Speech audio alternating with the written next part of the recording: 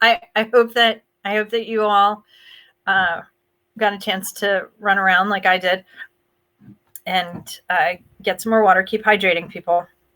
And thank you for tuning in to our Giving Tuesday Now live presentations, where we are giving back to you to say thank you for being fantastic supporters, for being there when we needed you, and to tell you how much we really, really, really miss performing for you and being there for you and seeing you.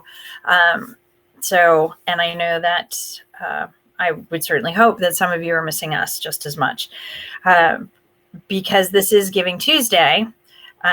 And we would certainly love it if you were able to give a little back, but that is not really why we're here today.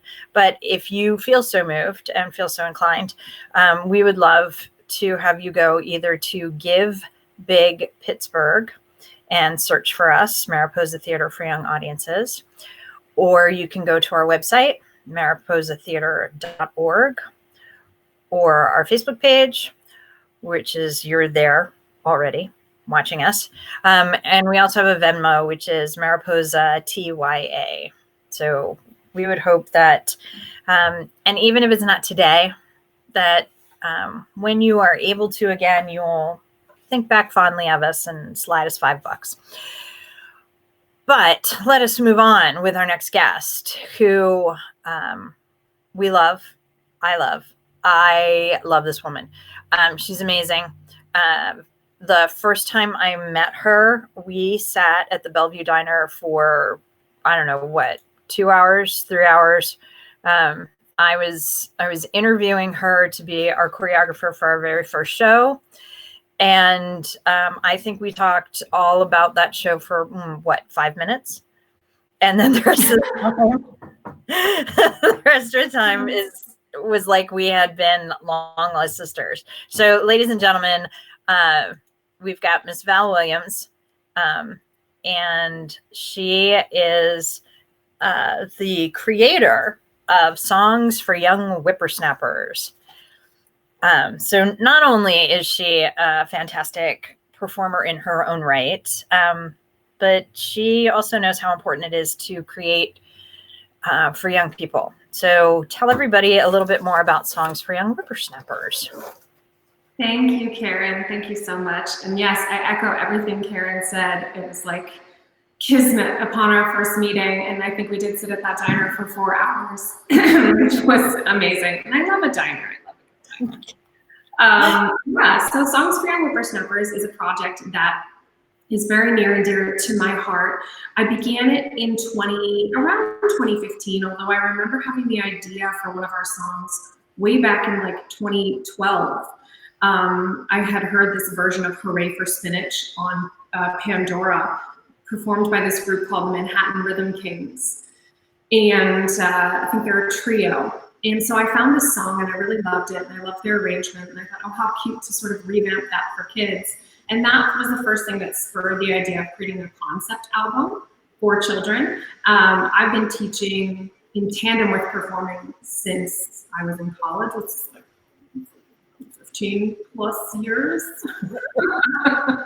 quite some time. And even before that, actually, my mom is an elementary music teacher. So we're originally from Pittsburgh, and she taught in Washington Park School District in Washington County for about 30 years total in her teaching career. I think the last maybe almost 20 were in Washington.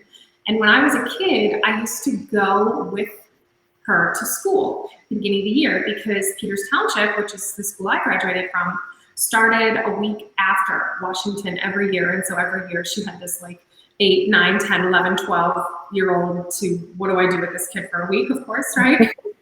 So she said, come to school with me. And I thought that was great fun, actually. I used to go to music conferences with her, with PMEA and MENC, just tag along. And at the time, I just thought it was fun to like join these music teachers and do Kodali and Orff seminars and things. But, you know, at the end of the day, ultimately, years later, I was like, wow, this is kind of like super early career shadowing or apprenticing of this stuff. And I used to help my mom co-teach or help her set up her music classroom being a specials teacher with music, her classroom got moved many times. As we know, music and the arts, it's the first thing to get cut. The first ones to lose your classroom, whatever it may be. There was a time where she taught in an actual storage closet. It's a large closet. It was a closet, yeah.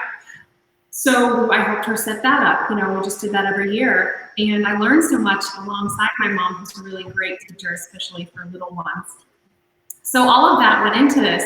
And I heard this song and I thought, wouldn't it be fun to create this concept album of classic American music reimagined for children, which is what Songs For Young Whippersnappers really is about. So we intentionally use, on this album especially, classic music that's been reimagined. Like there's a mashup of Burt Bacharach's Raindrops Keep Falling on My Head with Rain, Rain, Go Away. Nice. An original arrangement that I created that kind of weaves together. And the idea is bringing generations together through song and dance and early childhood education concepts that come from the classroom and then blend into our music. And all of the songs on the album are designed to be used in tandem with early childhood classroom themes: weather, rainbows, sunny day, rainy day, Rainbow Connection is on there, all that kind of stuff. So it fits in really well with traditional early childhood lessons. And so we came out with a CD in 2016. And since then, we turned it into a live show project. So we go to community events, schools, preschools, birthday parties, you name it, and perform live. And then currently, since the start of COVID, we are all stuck at home, I've been streaming live on Facebook. We actually have 2 seasons already in the can. Nice. And I have to say, I have tuned in for several of them, and they are so much fun. You are so good with that early childhood age. Those little kids, and I would love to see you do this live, only because with my background of knowing how the kids respond to different things, I would spend all of my time watching them. That's really the most joyful part for me, is watching the kids engage. And that's why I love working in early childhood education, especially because there's so much discovery that happens, so much first time learning, and getting to be a part of that is truly just magical to watch. And then also watching parents, grandparents, caregivers engage with. What I was noticing when I was teaching, especially the very young, I taught in New York City for quite some time. I would teach classes for as young as 6 months with like a mommy and me style class. And I would notice that especially sometimes first parents, it can be challenging to know how to relate to your child at that age because we don't have memories of that age. Mm-hmm. None of us remember being 1-year-old. So we may remember being 8 or 10 and riding a bike and those kind of things, and we have a shared experience that we can remember and pass on. But with very young children, we don't have those memories. So just in learned experience and then training, I felt like, okay, can I use music and movement and dance to help bring people together and actually co-educate along with the parent or caregiver and show them how to interact and provide music that is fun for everyone to listen to so we feel connected. Which is brilliant. Again, I think it's really, really awesome and so much fun. Let's go right into, because you sent me a clip, so I'm gonna put you away for a second. Okay. And I'm gonna bring up this video so that everybody can see, and I'm gonna go away so that you all can watch. And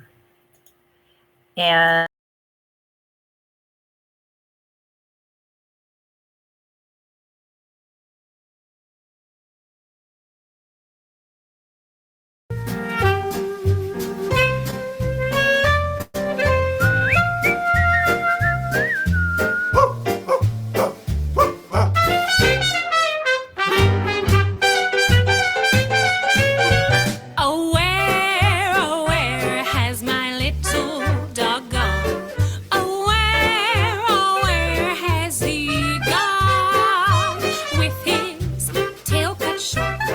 his hair cut long.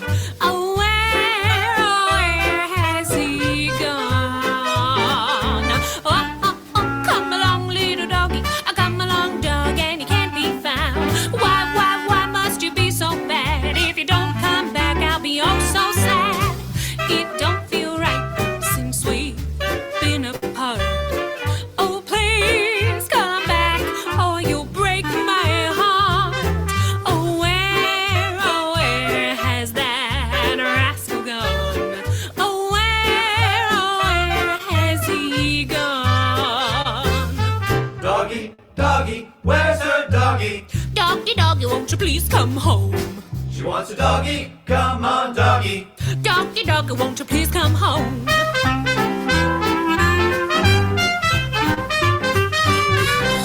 Poochie, Poochie, where's the little Poochie? Poochie, Poochie, won't you please come home?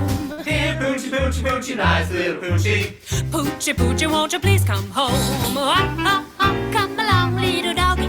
Come along, dog, and you can't be found. Why must you be so bad? If you don't come back, I'll be oh so sad. It don't feel right since we've been apart. Oh, please come back, or you'll break my heart. Oh, where has that rascal gone? Oh, where has he gone?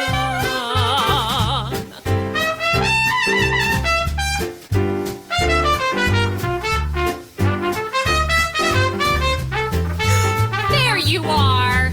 Hey, get back here.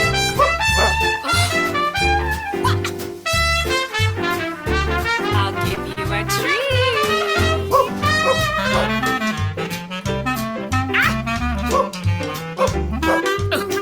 Not under the ficus plant.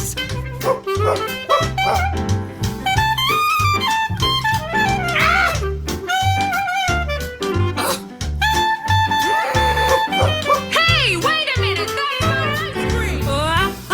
Come along, little doggy. Come along, dog, and you can't be found. Why must you be so bad? If you don't come back, I'll be oh so sad. It don't feel right since we've been apart. Oh, please come back, or you'll break my heart. Oh, where has that rascal gone? Oh, where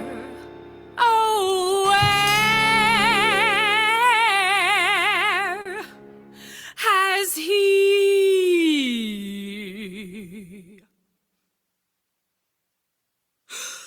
gone?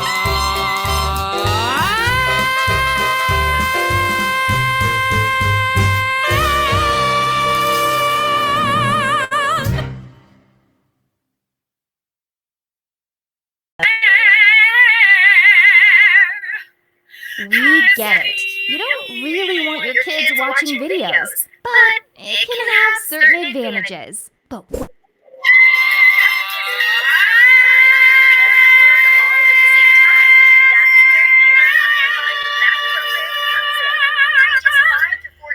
It makes learning math into a fun adventure. I don't know what's happening.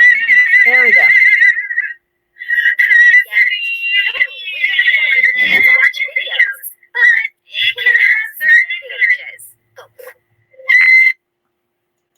Technical difficulties. I don't know what was happening there. That was weird. I don't know what We were happened. through the looking glass. It was like me listening to you. Listening Yeah, it to me. was very strange. I'm not really sure how that happened, but you know, it's all this new technology of having to figure out how we can do what we do and bring it to people. Yeah, and I think it's amazing that people like you, Karen, and educators across the country have just, practically overnight, it was, okay, everything has to go online, school has to go online, we can't go out. No. And almost immediately, things were online. And so kudos to people like you and teachers across the US, arts educators, folks who are just, everyone who designs virtual programming now. We used to design in-person programming, and then all of a sudden now we design virtual programming. That's a totally different skill set. But I think it's amazing how many artists and teachers are just doing it. So kudos to you and everyone else who's making it happen. Well, thanks, but you too. I mean, you're doing, those classes were amazing.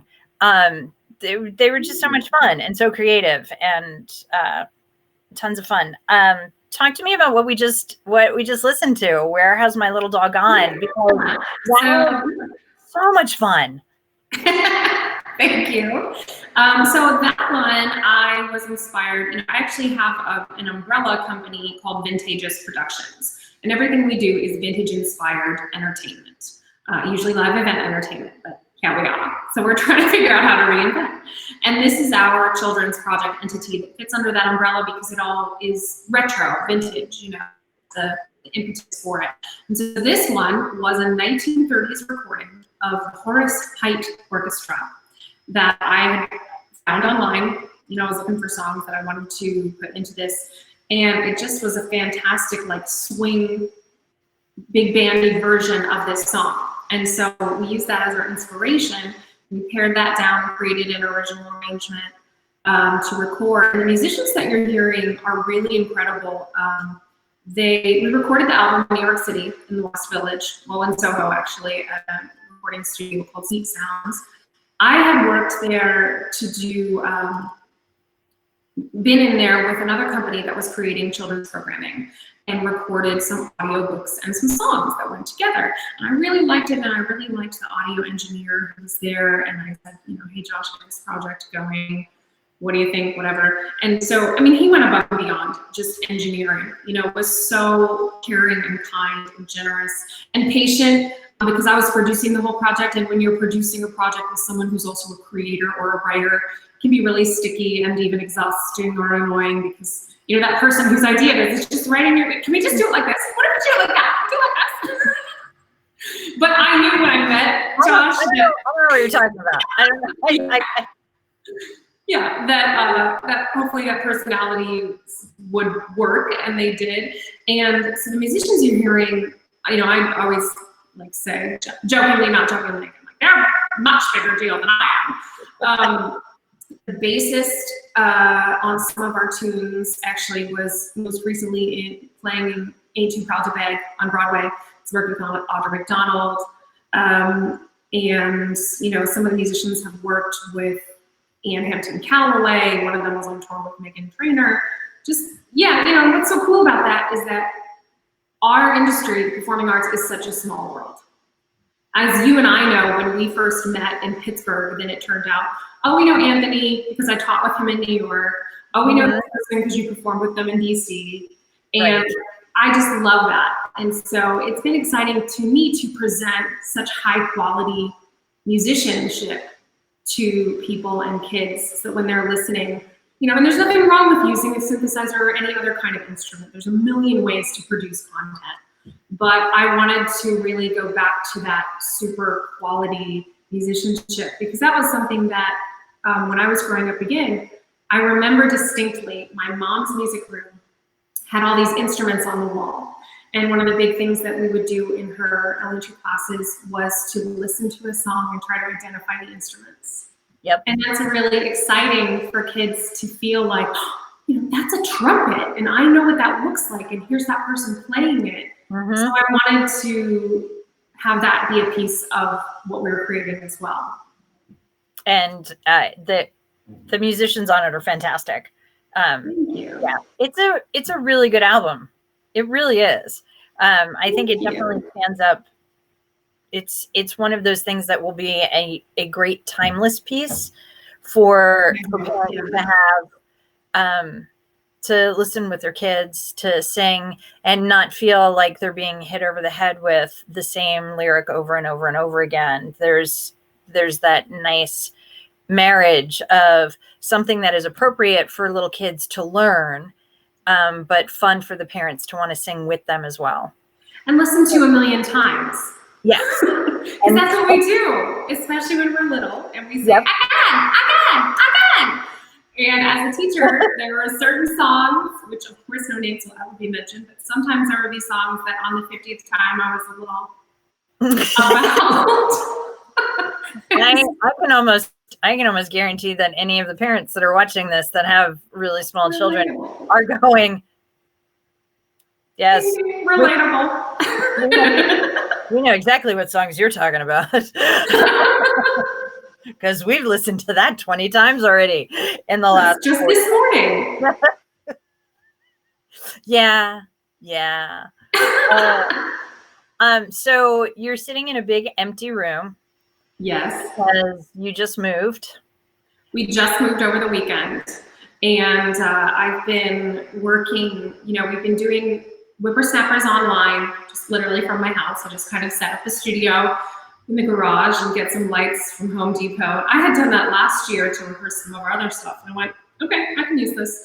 And I think teachers across the US are doing that, just coming to you live from this empty room or closet or my basement. Yep. or my library. Your libraries, yes, but your library is very official looking. It's a library. Well, that's just because people can't really see. Yeah, it's really official looking until you see all the stuffed animals that are all over the place. I apparently have a collection problem. Apparently. That I need to have stuffed animals everywhere.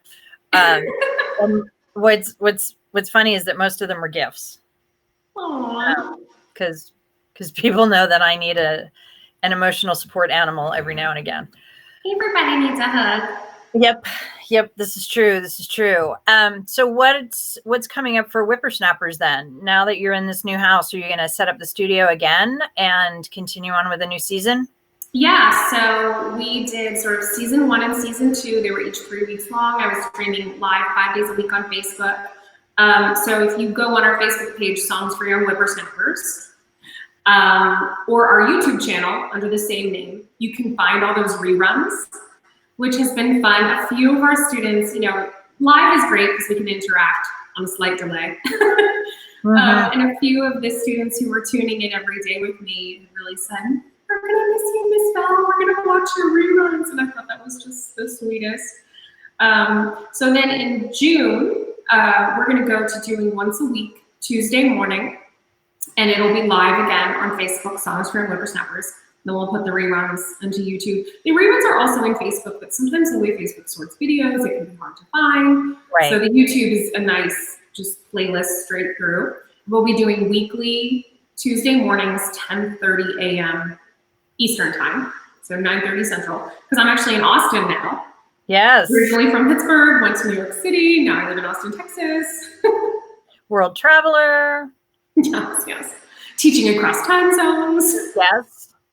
I've been working with 2 other programs that are also in different time zones, and so it's like, okay, we have this meeting. What 8:30 where? Eastern, Central, Mountain. Yeah, I even did that with you. I was like, so we mean 3 p.m. your time. Yes, 3 p.m. my time. Well, and that's actually good because, they can watch story time with me on Tuesday. And then, because that's at 10 o'clock, and then we're done by, 10:15 if I pick a long story. And I haven't picked anything that long yet. And then they can hop over to your page and have a great time, because by then I have a feeling that school will have ended online. Right. Yeah. So, a lot of programs now in a lot of states, obviously we're extending through the end of the year to be doing online learning. But then the question becomes, once again, in the summer, that was really what spurred me to do this. I'd always wanted to put, especially the content from our album, online in some form so that I could share my ideas and concepts and also demonstrate a little bit of how this stuff might be used in the early childhood classroom, which is really how I've used it. When I've been teaching preschool and we're doing a lesson about sunshine and I throw on the Sunny Day song and we talk about the steady beat and have a sunshine parade, which is like something we do in our live show. And with this, I immediately went, okay, what can I do from home that is also still safe social distancing? And like so many artists, you know, back in March, everything I had started getting canceled. So everything I had planned, 2 musicals I was cast in, canceled through July and August at this point. You know, so there's not only obviously no work, but also you have that very real question of what can I do? What do I do? How can I stay sane and stay purposeful and somehow contribute but be safe? So literally streaming from my basement studio was my answer to that.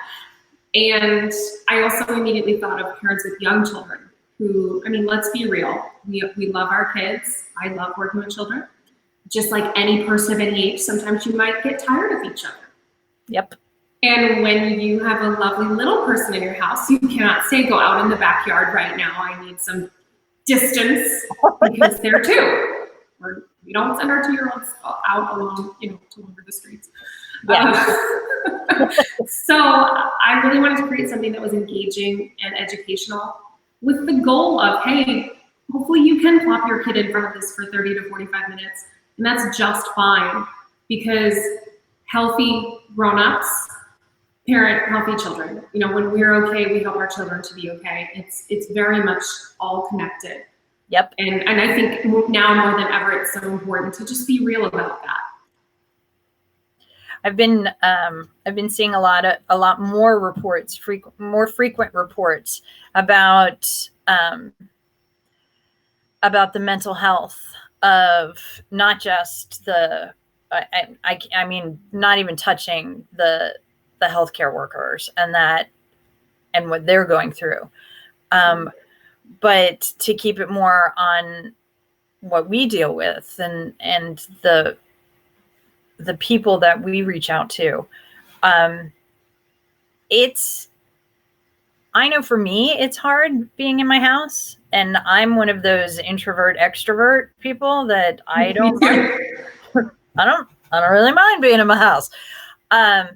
But after a while, you're just like, okay, I have 2 other people in this house with me and 2 dogs, and I can't even imagine what it must be like. I understand what's going on, and I'm still getting frustrated sometimes.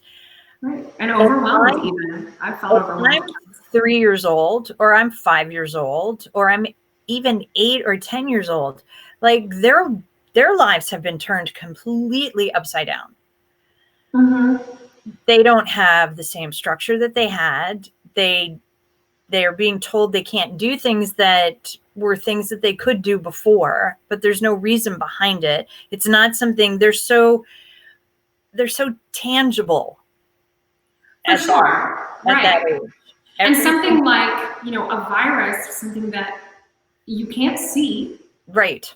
You know, and trying to find one of the things we're going to be doing over the summer, you know, is talking more about emotions. Well, like Dilbert. That's fine. We're at Dilbert. We'll talk about that later.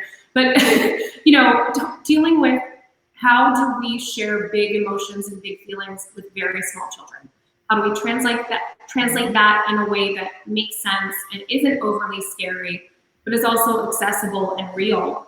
And so we're going to be doing at least one, if not more, broadcasts in the summer talking about emotions. My favorite book about emotions for early childhood is My Many Colored Days by Dr. Seuss.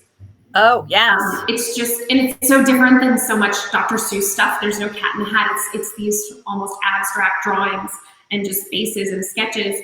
And I love it because the style of illustration allows, it's much less literal than a lot of his work, and it allows for more individual conceptualization, which is what emotions are about.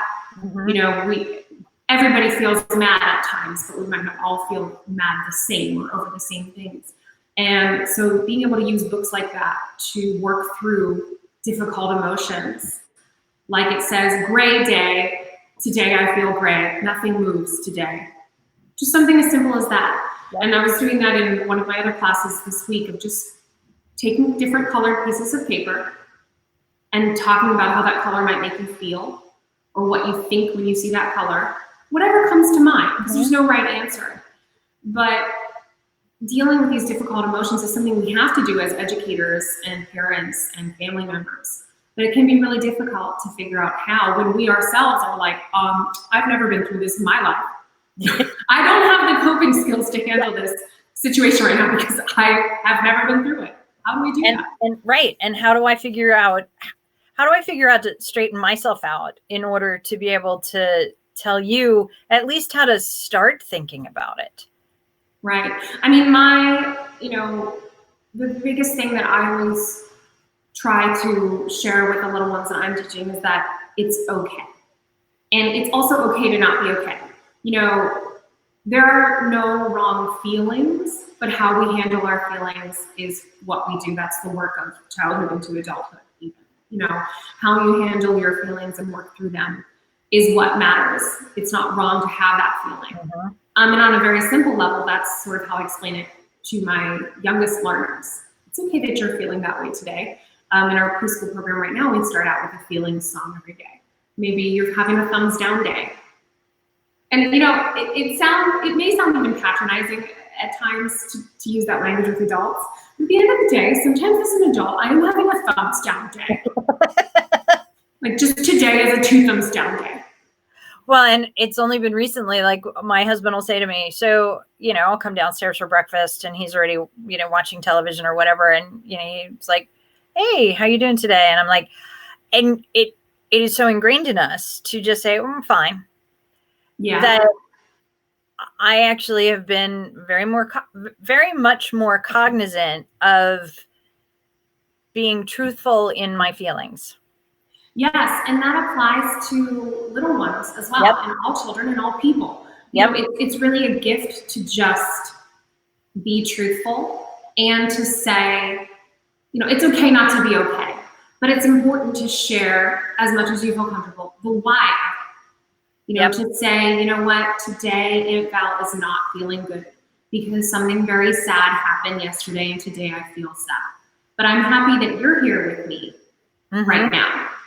So just letting children in, and obviously we're not going to explain all the P's and Q's of what the Wall Street Journal article just told us about this projection. But on a very basic level, actually letting children, even our youngest children, relatable. And maybe you need to do some of that. And you know what? Whatever. As long as you're like over 21, you live your life. But, letting them in on that takes away so much of the fear. Yes. And fear is the biggest, scariest monster in the room. There's another book I love called Go Away, Big Green Monster. I think it's called Go Away, Big Green Monster. Oh, I don't know that And one. it's a flip-through book that actually builds a monster face as you go. 2 scary eyes, 1 orange nose. And as you go, it builds the monster face. And then you remove, so it's a cutout book, layers on top of itself. And then you remove the monster face pieces. And obviously, what's the child psychology behind that, right?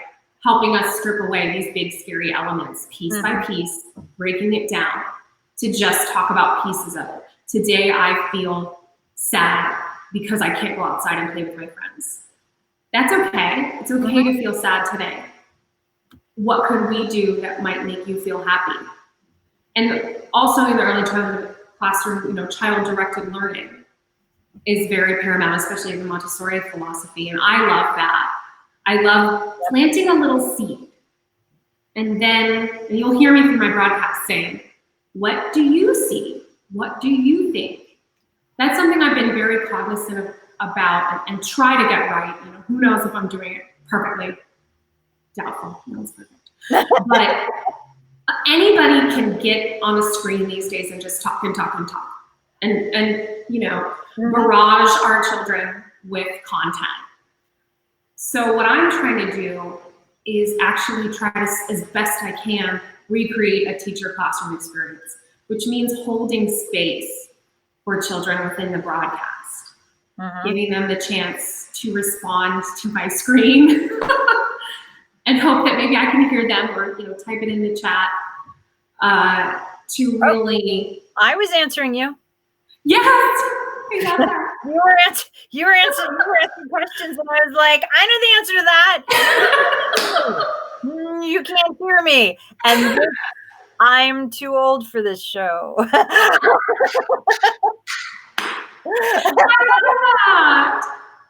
Well, that's the work, Mr. Rogers always said play is the work of childhood. Mm-hmm. And inquiry is the way children learn, I think, above all else, that natural curiosity. And so when we are riddled with fear, children, adults, all of us, and now can be a really fearful time, it can be easy for us to also just, out of a need for safety, want to shut down the inquiry. Like, who wants to answer that question of why I can't go outside right now, or why? Right. And you know what? Some days you just can't, and you just don't have the answer, and that's okay too. But anywhere I can, I like to try to create that space for inquiry, and also knowing that it is okay for us to not have the answer. I have been asked so many questions in my classes or talkbacks where a 4-year-old says something and I'm like,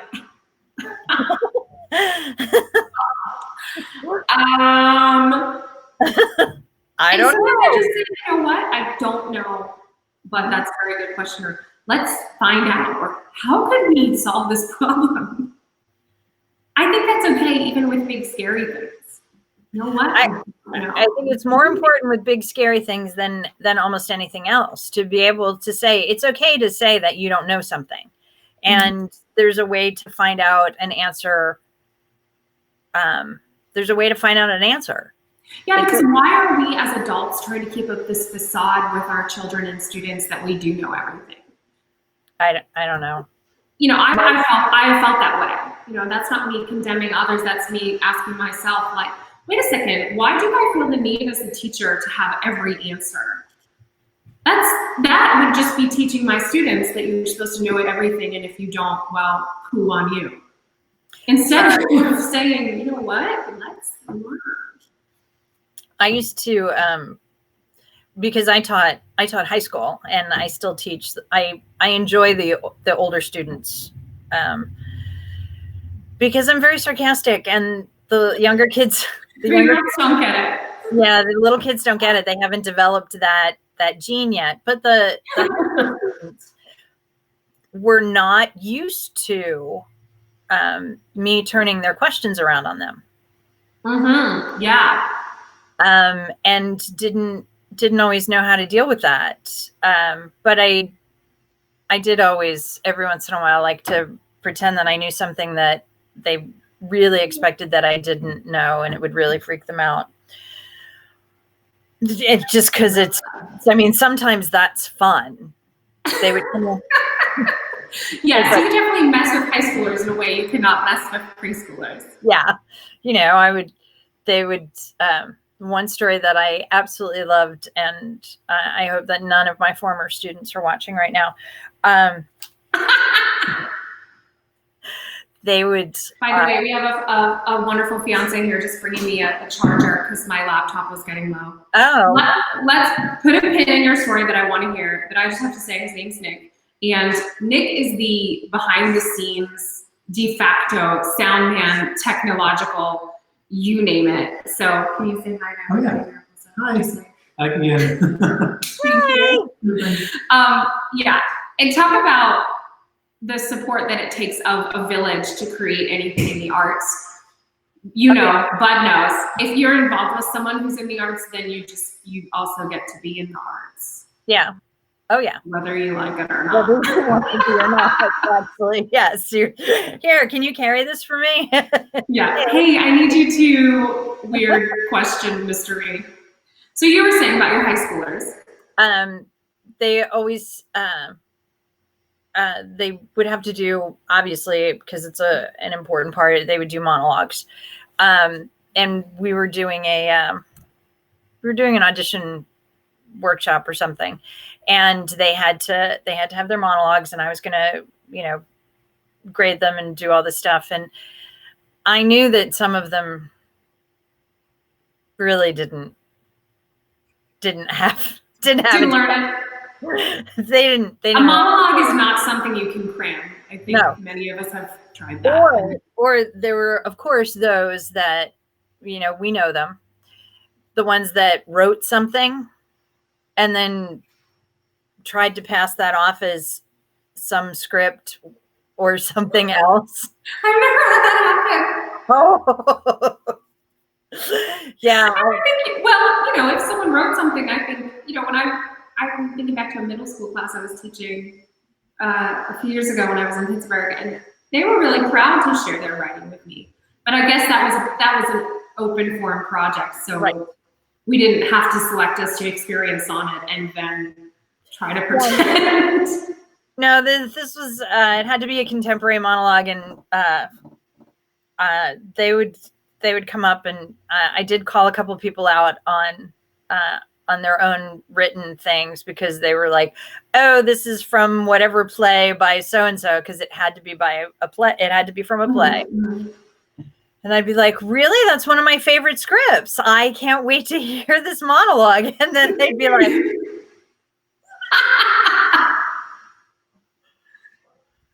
So you learn one of two things. You learn not to do that, or you learn to get more sneaky and creative if you are gonna. yeah. It better be from an obscure play.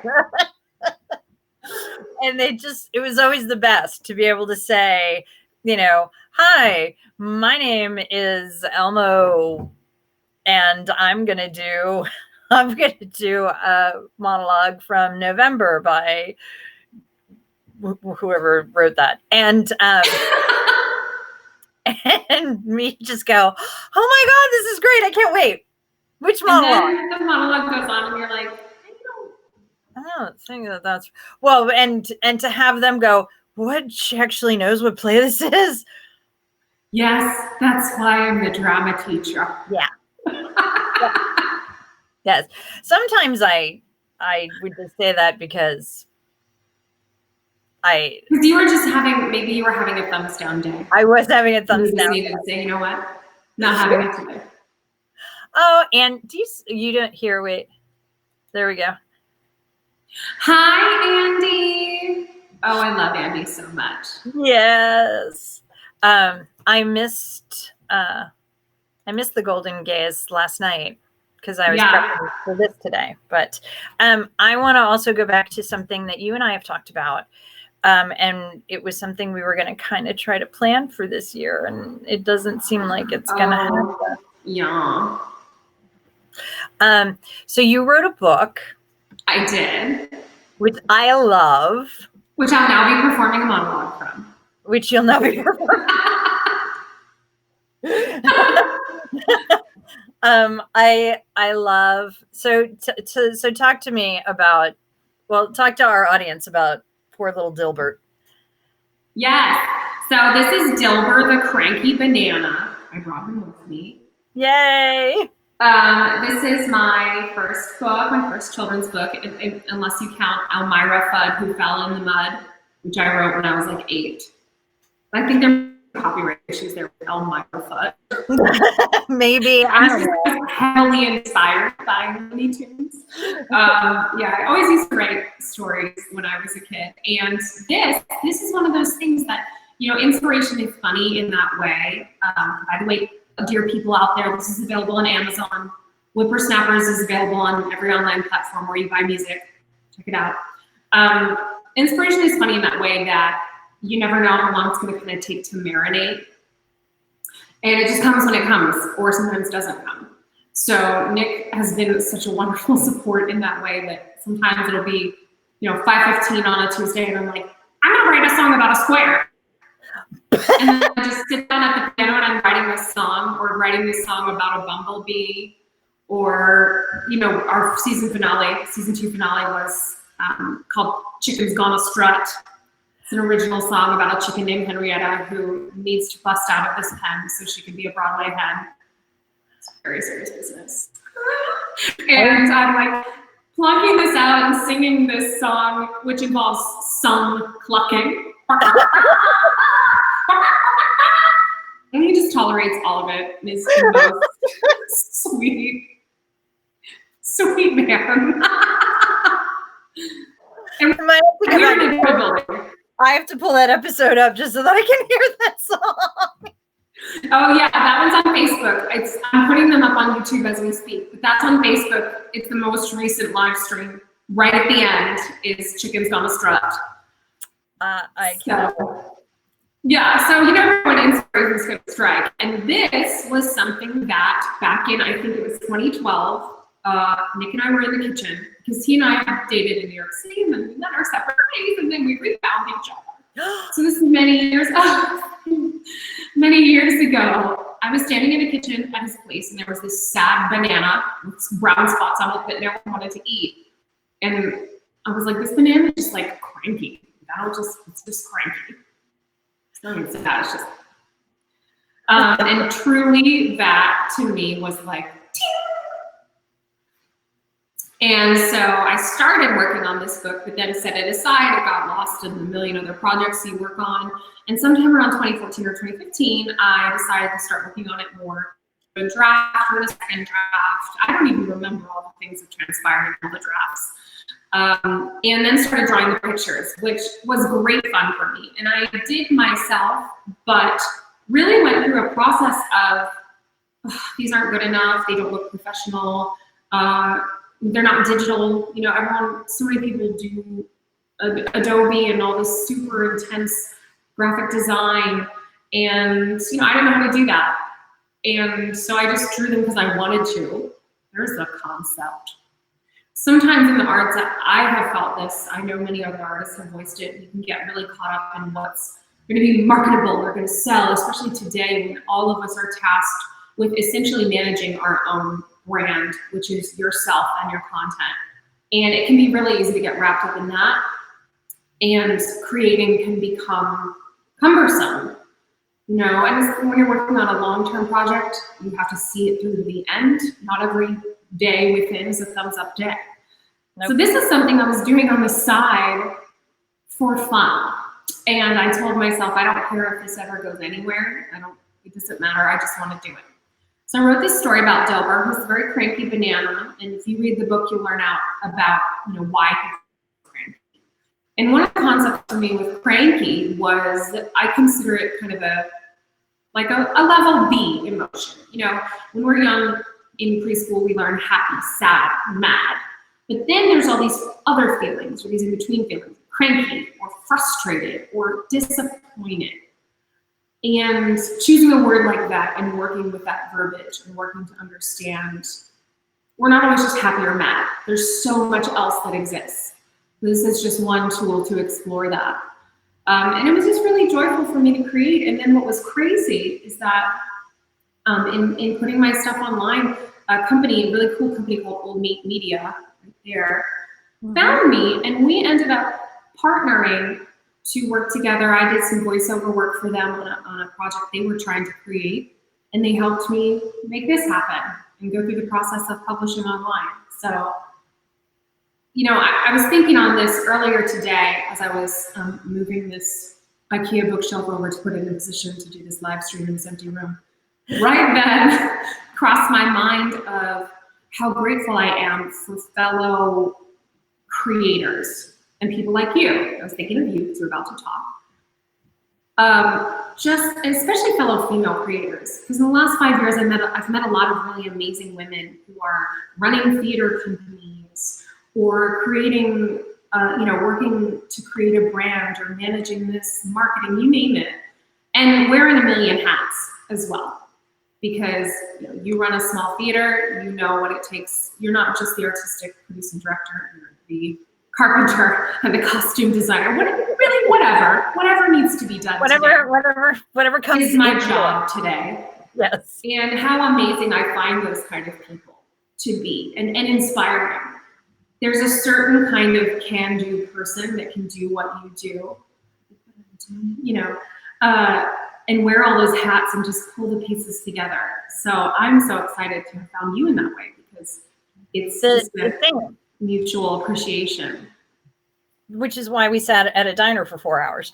Yes. The first time. And I was like, there's not enough coffee in the world. Yeah, they really wanted us to go.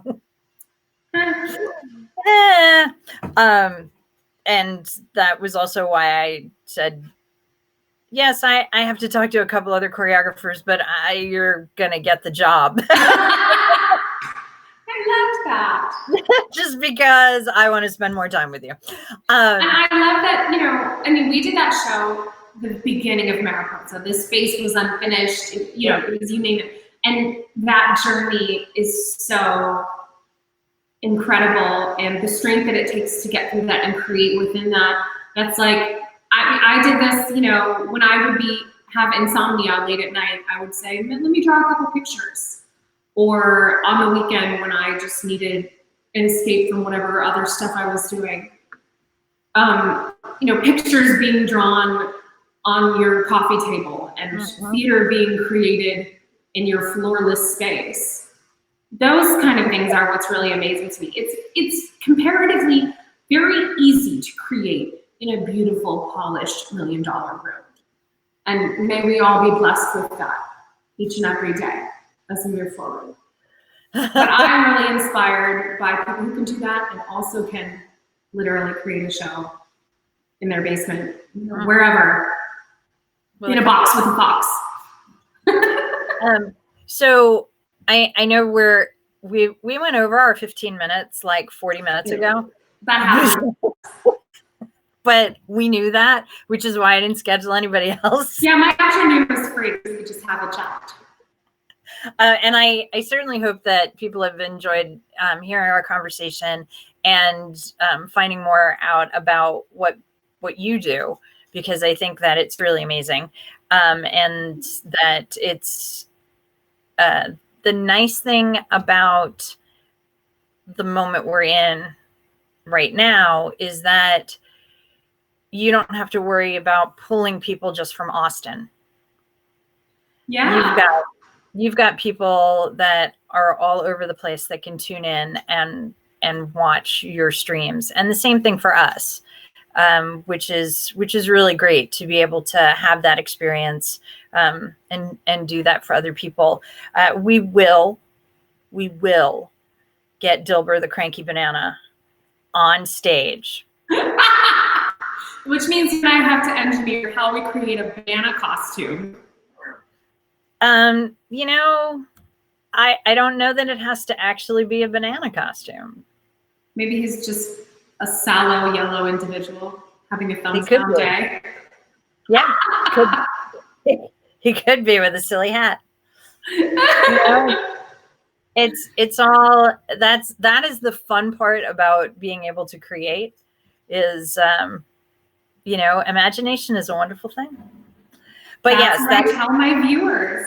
Yep, it is the best thing ever. I do feel sad that we can't work on Dilber to bring him to the stage this year, but we will, and it'll be fun. It'll be fun. And I will read Dilber for one of my story times. Yay. I've already put that.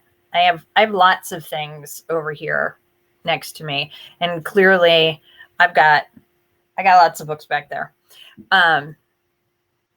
to read. So, but Dilber's on the list because, you know,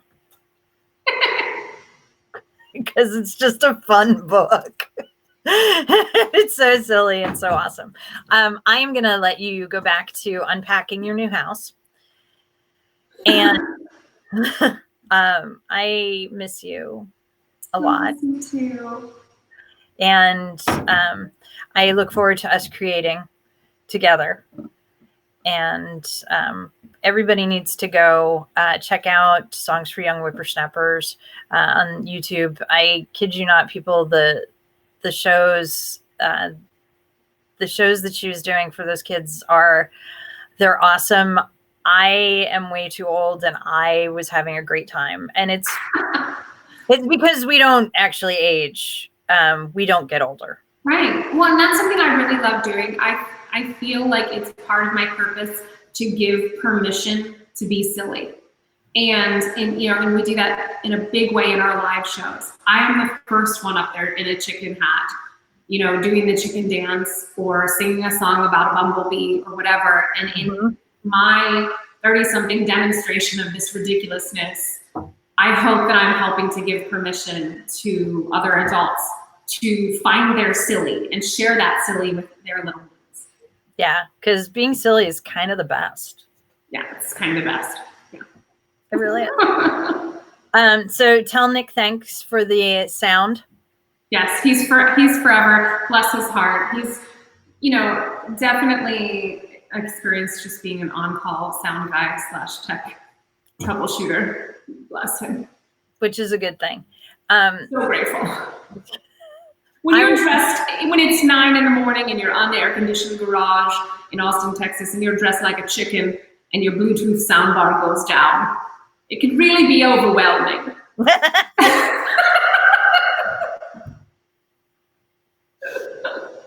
Not that that's happened. It's just a random example. just something that you just, yeah. Alrighty then. I will talk to you soon. Thank you so much, Karen. I would love to have you come and sing on one of the cabarets if you. I would love to do that. Yes, your cabarets are so cool. So cool. And I've been sharing, I hope that the good people of Whippersnappers TV have also found their way to your page to watch Miss Kristen singing, watch your story time. Yes. Yeah. And we will be having Miss Kristen and Miss Julie at 4:30.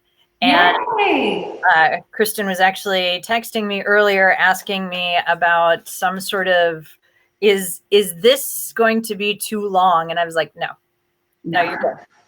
Yeah, I think Julie's going to read a story and play the ukulele, and I don't know what's happening.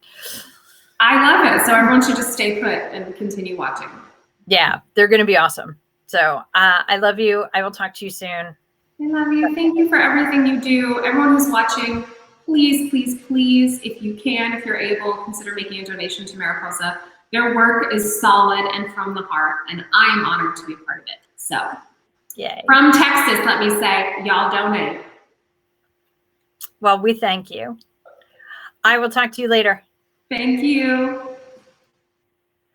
So everybody, like I said, at 4:30, we are going to have Kristen Pacelli and Julie Bermea joining me. And I probably will just turn everything over to them because I think they've got some really great and silly things planned for you. I hope that you've enjoyed this last hour with Val and Young Whippersnappers because they do amazing programming as well, and you need to check them out. So thank you from us to you, and I will see you in about a half an hour. Bye, everybody.